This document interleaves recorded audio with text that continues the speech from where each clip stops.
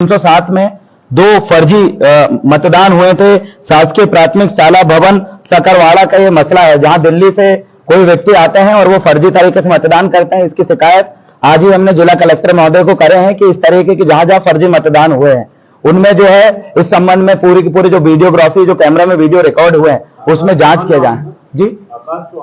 जी बिल्कुल बिल्कुल, उनका हमने शिकायत दर्ज कर दिया है। और अगली चीज हम ये भी कहना चाहते हैं, पुलिस प्रशासन को भी हम ये कहना चाहते हैं, निर्वाचन अधिकारी, कि इस तरीके से जो कल की जो लापरवाही हुई है दारू से संबंधित, वो तो हुई है, लेकिन इसके साथ साथ हमने देखे हैं कि पुलिस प्रशासन के गाड़ियों में भी दारू सेलिंग का काम हुआ है। ये बहुत गंभीर आरोप मैं इसलिए लगा रहा हूं क्योंकि ये चीजें देखने को मिली। पुलिस प्रशासन को जब सूचित करने के बावजूद भी प्रशासन अगर उपस्थित नहीं हो पा रही है, हम जैसे तीसरे नंबर की पार्टी के कार्यकर्ता हम चुनाव लड़ते हैं सिर्फ इसलिए कि लोकतंत्र है, हमें भी एक मौका मिलेगा विधानसभा में अपनी बात रखने का, जनता भी हमें एक मौका देगी। लेकिन जनता तो मौका देने के लिए तैयार है, लेकिन पुलिस प्रशासन और बाकी सत्तासीन पार्टियां चाहती ही नहीं है कि हमारे जैसे छोटी पार्टी के जो नेता है, छोटी पार्टी के जो प्रत्याशी है, वो उस तरीके से आगे बढ़े।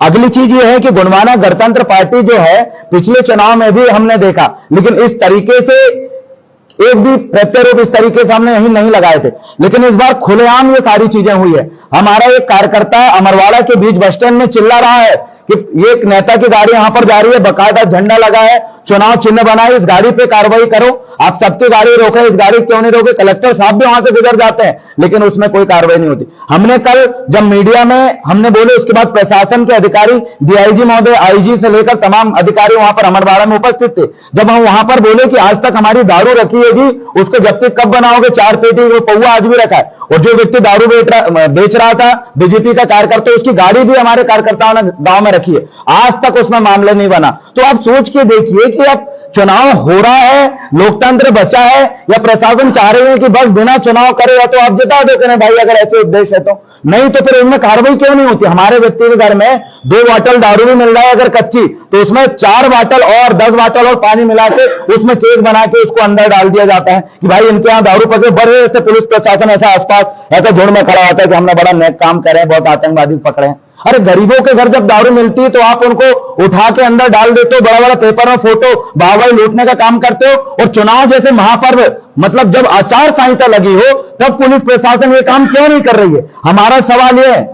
और ये एक घटना नहीं है जो तो हमारी नजरों के सामने आया है, जो घटनाएं हमारी नजरों के सामने आ ही नहीं है, उन चीजों में तो पुलिस प्रशासन और प्रशासनिक अधिकारी मिलजुल के कितने तरीके से काम नहीं किए होंगे भैया। अब हम कैसे उम्मीद कर सकते हैं कि ईवीएम सुरक्षित होगी?